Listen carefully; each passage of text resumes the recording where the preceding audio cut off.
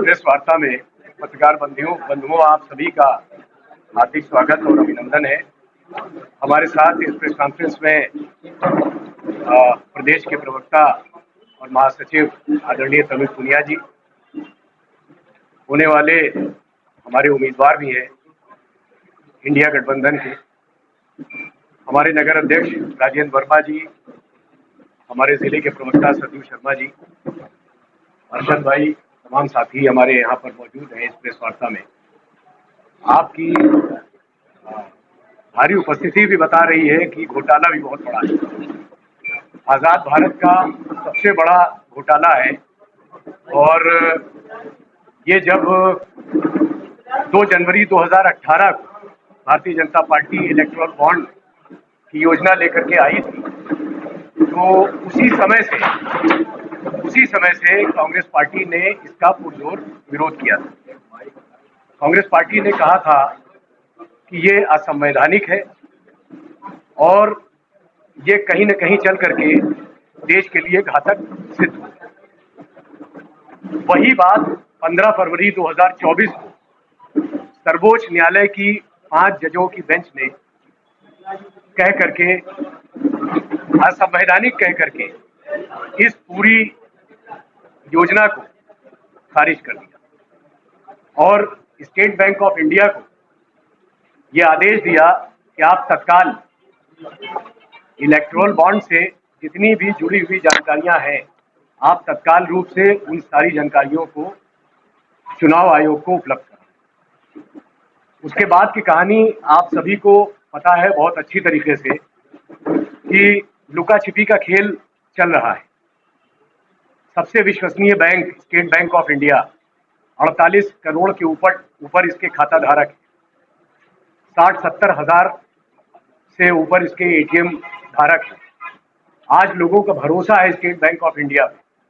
State bank of India ने किस तरीके से सुप्रीम कोर्ट के आदेश को इधर उधर करने की कोशिश की है और जब सुप्रीम कोर्ट ने इनको फटकार लगाई है तब इन्होंने कोई ना कोई नया बहाना लिया है कि साहब आपने ये कहा था तो मैंने ये कर दिया, आपने ये कहा था तो मैंने ये कर दिया। फाइनली सुप्रीम कोर्ट ने कहा कि आपके पास जितनी भी जानकारी है इलेक्टोरल बॉन्ड से जुड़ी हुई, वो सारी जानकारियां आप 21 मार्च तक की चुनाव आयोग को दी। अब साथियों, जानकारी तो इन्होंने दे दी।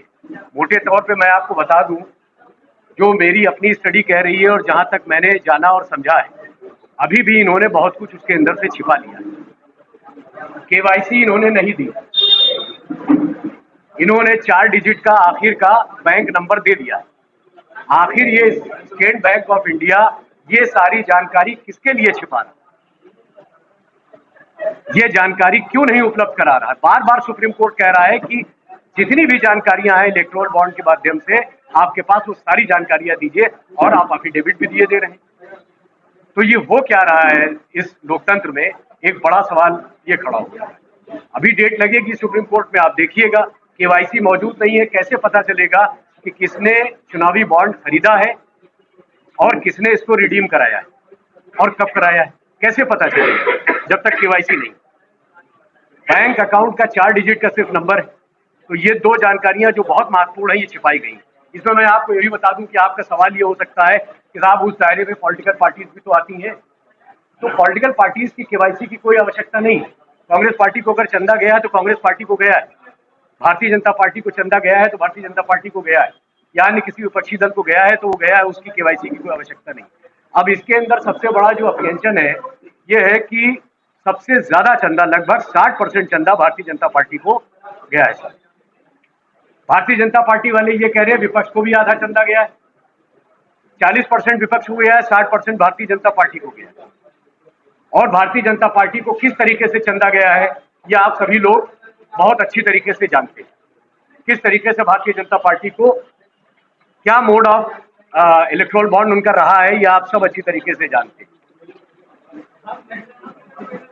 जो हमारी सरकारी संस्थाएं हैं, मैं सीधे तौर पे कहना चाहूंगा कि ईडी, सीबीआई और इनकम टैक्स का इस्तेमाल हुआ है। ये चंदा इलेक्टोरल बॉन्ड के तहत नहीं लिया, सीधे चंदे की उगाही की गई। बहुत सी ऐसी शेल कंपनियां बना करके चंदा दे दिया गया। बहुत सी कंपनियों का मुनाफा 2 लाख है और चंदा उन्होंने 2 करोड़ दे दिया। मेधा इलेक्ट्रॉनिक्स का ही आप जिक्र अगर कर लें, इसके अंदर आप देख लें उठा करके, तो उस कंपनी की वर्थ क्या है और चंदा जब वो दे रही है तो किस तादाद में चंदा दे रही है। तो सीधे सीधे इसके अंदर एक नेक्सस का भी मामला सामने आ रहा है। कहीं ना कहीं छोटी कंपनी है और इसके पीछे बड़े लोगों का हाथ है। चंदा वो छोटी कंपनी के माध्यम से दिए दे रहे हैं।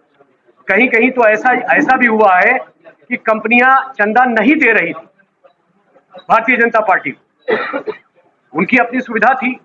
वो हो सकता है देश के लोकतंत्र में आस्था रखती हो और देश के लोकतंत्र को जिंदा रखने के लिए विपक्षी पार्टियों को भी चंदा देती रही। जैसा कि आपने कल के प्रकरण को देखा है, राहुल गांधी जी ने प्रेस कॉन्फ्रेंस की है, कांग्रेस पार्टी के सारे खाते बंद कर दिए गए हैं। जब हमारे पास पैसा ही नहीं रहेगा तो हम चुनाव कहां से लड़ेंगे? हमारे हाथ पैर सब काट दिए जाएंगे तो हम चुनाव कहां से लड़ेंगे? तो उसी तरीके से ये किया गया है कि भारतीय जनता पार्टी ने सरकारी संस्थाओं का भी इस्तेमाल इसके अंदर किया है, जो पूरे तौर के ऊपर ये जाहिर दिख रहा है।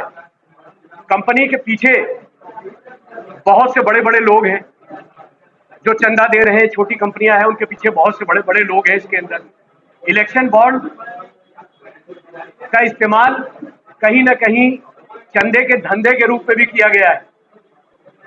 यानी आप चंदा दो और धंधा लो। जब आप इसकी विस्तृत डिटेल में जाएंगे तो आपको सब कुछ पता चल जाएगा कि किस तरीके से इसको एक रिश्वत लेने का माध्यम भी बनाया गया है। चंदा लिया गया है, उसके बदले में कहीं खदान दे दी गई, कहीं पावर सेक्टर के प्रोजेक्ट दे दिए गए, कहीं इंफ्रास्ट्रक्चर से जुड़े हुए और प्रोजेक्ट्स उनको दे दिए गए। यानी चंदे का खेल इसके पीछे बहुत बड़ा धंधे का खेल भी। साथियों, मेरा कहना यह है कि मोटे तौर के ऊपर ये आजाद भारत का सबसे बड़ा घोटाला है। आखिर state bank of India supreme court के लाख कहने के बावजूद बार बार सुप्रीम कोर्ट कह रहा है कि आप सारी जानकारी दो, सारी जानकारी दो।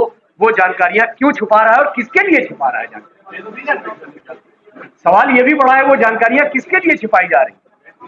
कहीं ना कहीं कुछ तो दाल में काला है। तो मेरा तो सीधा सीधा आरोप है, ये जानकारियां जो इस समय मौजूदा हुकूमत है, जो सरकार है, कहीं ना कहीं स्टेट बैंक ऑफ इंडिया उसके दबाव में, ये सारी जानकारियां उसके लिए छिपाई जा रही। अब इसी क्रम में मैं तो मोटे तौर के ऊपर जो बात कहना था मैंने कह दिया। मैं इसी क्रम में अपने प्रवक्ता आदरणीय तनुज पुनिया जी से भी आग्रह करता हूं कि वो भी आप लोगों को इस विषय पे कुछ जानकारी दे। बाकी आप लोगों के कोई सवाल होंगे तो इसका जवाब दे दिया। पूरे देश में कांग्रेस पार्टी की तरफ से प्रेस कॉन्फ्रेंस है। ये इसलिए है क्योंकि आप लोग सब वाकिफ हैं किस प्रकार से भारतीय जनता पार्टी ने इलेक्टोरल बॉन्ड्स के माध्यम से एक बड़ा घपला, मतलब आजाद भारत में सबसे बड़ा घपला इसको कह लीजिए, सबसे बड़ा इसको एक ऐसी स्कीम कह लीजिए जिसने भ्रष्टाचार को संवैधानिक दर्जा, कानूनी दर्जा देने का काम किया है। तो ये इलेक्टोरल बॉन्ड्स का जो खुलासा सुप्रीम कोर्ट के माध्यम से हुआ है, जो कि 2018 में भारतीय जनता पार्टी ने शुरू किया था, कांग्रेस पार्टी और राहुल गांधी जी ने इसका पुरजोर विरोध किया था। कहा था कि जब पहले से एक जो चुनावी पार्टियां जो चंदा लेती हैं उसका एक तरीका है कि 3 साल तक मुनाफा हो और 7.5% की कैप ऑलरेडी है उसमें, तो ये बिना किसी शर्त का इलेक्टोरल बॉन्ड रखने का कोई मतलब नहीं था। लेकिन इन्होंने वो उसको जारी किया और इतने सालों से चंदा लिया गया है और आज सुप्रीम कोर्ट ने जब इसको संज्ञान में लेते हुए एक तरफा उन्होंने इसको असंवैधानिक ठहराया है, एक भ्रष्टाचार का जरिया ठहराया है, एक करप्शन का जरिया जो ठहराया है, तो कांग्रेस पार्टी उच्चतम न्यायालय का स्वागत करती है कि उन्होंने कम से कम इस चीज को पकड़ा और भारतीय जनता पार्टी को से सवाल मांगा है, सरकार से सवाल मांगा है कि आपने किस तरह से, किससे चंदा लिया, किसको चंदा दिया, कहां से ये पैसा आया है। तो ये सब सवालों के लिए प्रेस कॉन्फ्रेंस रखी है। अब बाराबंकी के कांग्रेस के कैंडिडेट है, इंडियन गठबंधन के कैंडिडेट है, किस तरह से इस बार लड़ेंगे? क्योंकि बीजेपी का अभी तक के कोई कैंडिडेट अनाउंस नहीं हुआ, क्या समझ है किस तरह से आप लड़ेंगे? कि जनता का जो मन है वो पूरी तरह से भारतीय जनता पार्टी से हट चुका है। आप अगर गांव में जाइए तो युवा आज परेशान है। युवा खुद कह रहा है कि भैया हम आपको चुनाव लड़ाएंगे, क्योंकि हमने समीक्षा अधिकारी का एग्जाम दिया, वो खत्म हो, वो पेपर लीक की वजह से रद्द करना पड़ा। पुलिस भर्ती का, कांस्टेबल भर्ती का भी एग्जाम दिया, वो भी रद्द हो गया। कई सारे एग्जाम दे चुके हैं युवा, वो सीधे सीधे कह रहे हैं कि कोई ना रिजल्ट आया, ना कोई ज्वाइनिंग हुई हम लोग की। तो लोग बहुत परेशान हैं इस मौजूदा सरकार से युवा। किसानों की हालत आप देख ही रहे हैं, दिल्ली मार्च करना पड़ता है उनको। पिछली बार जो काले कानून के खिलाफ धरना दिया गया था, 700 से ऊपर किसान उसमें मारे गए, शहीद हो गए। और अब फिर उनकी संघर्ष जारी है, किसान अपने हक के लिए लड़ रहा है, अपने एमएसपी के लिए लड़ रहा है। तो किसान भी कह रहा है कि भैया अब इनको हटाना है। महिलाएं वैसे ही परेशान थी, सुरक्षा उनको नहीं मिल रही थी। तो ये सारी बातें हैं। तो जनता खुद इस बार कह रही है, जनता खुद चुनाव लड़ा रही है गठबंधन के प्रत्याशियों को, चाहे वो कहीं भी हो। तो इस बार जनता के ऊपर है, जनता ने फैसला किया है कि इस भ्रष्ट और ऐसी सरकार को बिल्कुल जड़ से उखाड़ करके फेंक देना है और सरकार बदलनी ही बदलनी है। बाराबंकी में 10 साल से बीजेपी के सांसद हैं, बीजेपी के उम्मीदवारों से, तो क्या जो इस बार जो चुनाव आप लड़ रहे हैं, मुद्दे क्या नजर आए बाराबंकी जिले में? किस तरीके के मुद्दे हैं जिनको लेकर चुनाव लड़ रहे हैं? क्या रणनीति? मुद्दे देखिए बहुत बिल्कुल सेम है।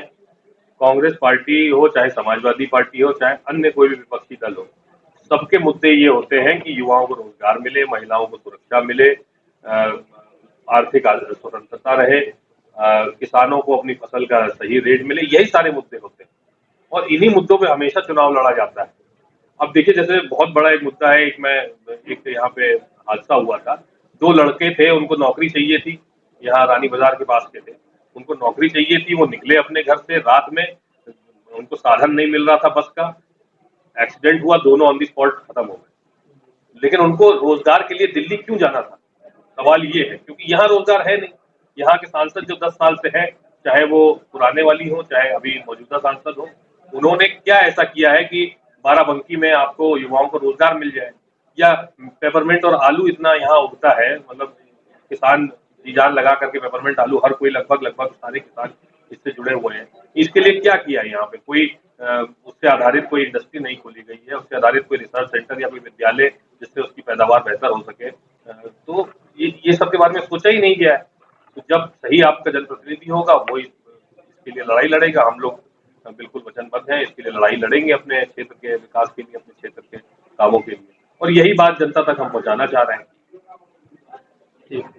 ईडी की कार्रवाई को लेकर क्या कहेंगे? जिस तरीके से ईडी की कार्रवाई चल रही है और अभी मौजूदा सीएम को जो है अरेस्ट करना, ये बार बार मैं कह चुका हूँ, आज मैं फिर कह रहा हूँ कि भारतीय जनता पार्टी ने जो संविधान है उसका खिलवाड़, उसको एकदम ध्वस्त करने की कसम खाई है।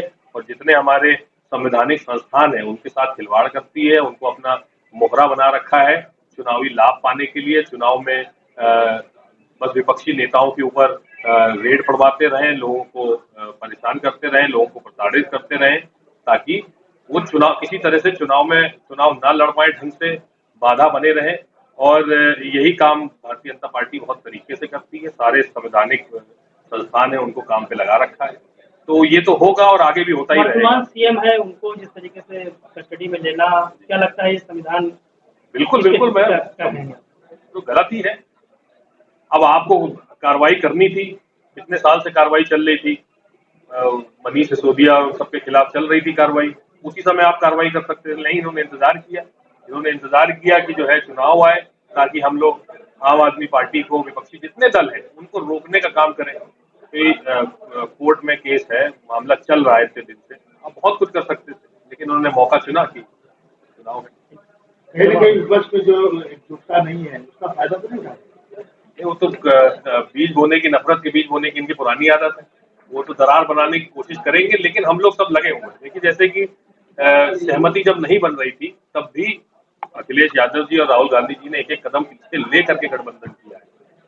दोनों की मनपसंद का काम नहीं हुआ, लेकिन उन्होंने देखा कि किस प्रकार से देश को बचाने की आज आवश्यकता है, देश को इनसे मुक्त करने की आज आवश्यकता है। तो उसके लिए उन्होंने एक एक कदम पीछे लिया है और गठबंधन हुआ है। तो लोग तैयार हैं, लोग ये चाहते हैं, जनता भी चाहती है, नेता भी चाहते हैं कि किसी तरह से इनको देश से हटाया जाए, और उसी के लिए सब काम करेंगे कि छोटी मोटी जो मनमुटाव होता है लोगों के बीच में, उन सबको ठीक कर दिया जाए।